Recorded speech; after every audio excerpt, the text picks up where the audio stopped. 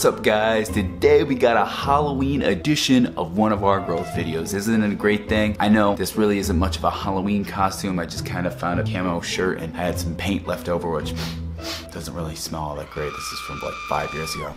Anyway, today we're talking about how to control your anger. You know, because anger's scary.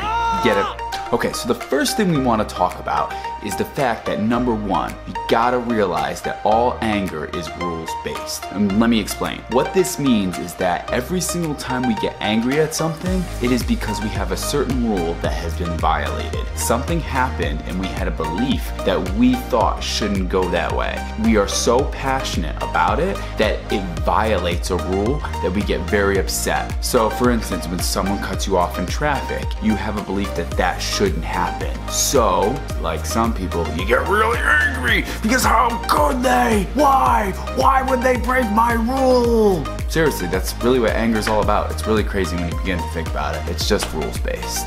So that brings me to number two. You control your rules. Who made these rules up? You did. No one else did. You control all the rules that you have. And here is a very good tip for life. Don't have too many rules. You're gonna be freaking yourself out all the time. If you have a rule that this person's gotta act that way or this person's gotta act that way, that person can't do that, this person can't do that, you're gonna be frustrated, you're gonna be upset, you're gonna be angry all the time. My point is you control everything. You control your own beliefs, you control your own rules. So instead of getting angry at somebody because they did something, you should begin to think, why did they do that? Become curious instead. Now, that brings me to step number three. Anger does have a purpose, but you can control it to be positive force. The reason why we get angry, because if something does get violated, we have to go into protective mode and we have to help other people. You can use that anger to justify a certain situation in a positive sense, and let me explain.